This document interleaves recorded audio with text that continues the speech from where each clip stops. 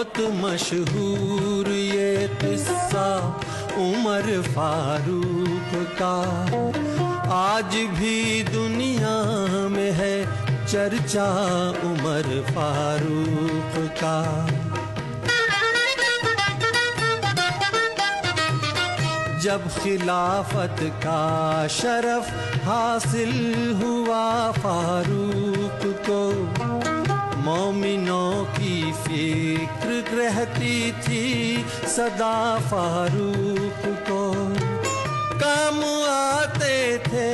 ہر ایک مجبور کے حضرت عمر، شوق سے کرتے تھے خود ہر ایک کی خدمت عمر۔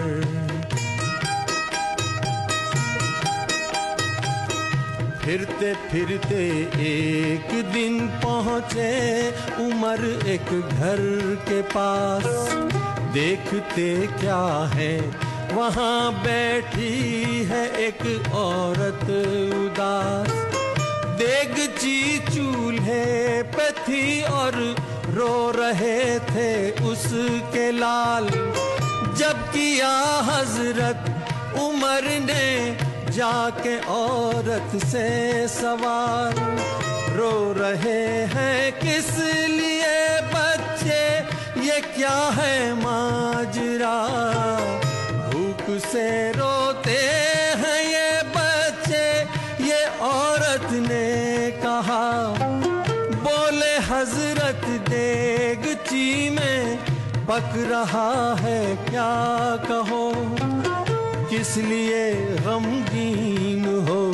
جو کچھ بھی ہو دکھڑا کہو۔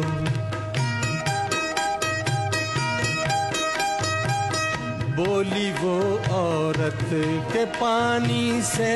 بھری ہے دیگچی، کیونکہ میں بچوں کو بہلاتی ہوں اس صورت سے ہی، اف ترستے ہیں یہ بچے دانے دانے کے لیے، کچھ نہیں ہے میرے پاس ان کو کھلانے کے لیے، تیسرے دن کا ہے فاقہ میرے بچوں پر حضور، میرا کوئی بھی یہاں والی نہیں نزدیک و دور، روئے اس کو دیکھ کر اس حال میں حضرت عمر، آ گئے فوراً ہی بیت المال میں حضرت عمر،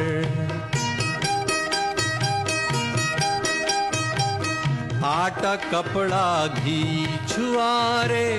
اور رقم لے کر عمر، غمزدہ عورت کے گھر کی سمت دوڑے جلد تر، پیٹھ پر دیکھا عمر کے بوجھ تو بولا غلام، بوجھ اٹھا کر مجھ کو چلنے دیجئے اے نیک نام، یہ عمر بولے اگر یہ بوجھ میں دے دوں تجھے، حشر کے دن کیا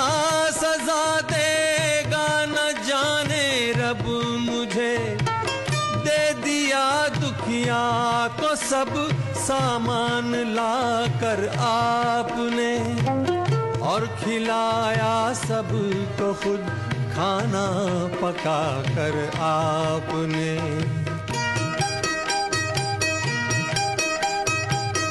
کھا لیا بچوں نے اور عورت نے کھانا جس گھڑی، ہو گئے حضرت عمر خوش دیکھ کر ان کی خوشی، آپ کو دے کر دعائیں پھر یہ عورت نے کہا، کاش مل جاتا کوئی ہم کو خلیفہ آپ سا، ہم غریبوں کی عمر کوئی خبر رکھتے نہیں،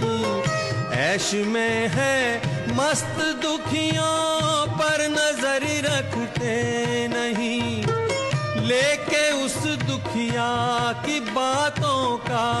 اثر حضرت عمر خاموشی سے لوٹ آئے اپنے گھر حضرت عمر۔ صبح اس عورت کو پھر فاروق نے بلوا لیا اور وظیفہ اس کا بیت المال سے جاری کیا۔ ہو کے شرمندہ عمر نے پھر یہ عورت سے کہا، دکھ بہت پہنچا ہے تم کو میری غفلت سے صدا، تم مجھے کر دو معاف، اتنی ہے میری التجا،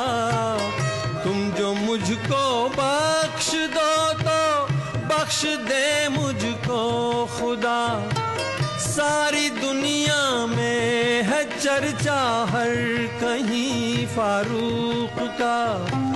کوئی بھی انصاف میں ثانی نہیں فاروق کا، کوئی بھی انصاف میں ثانی نہیں فاروق کا۔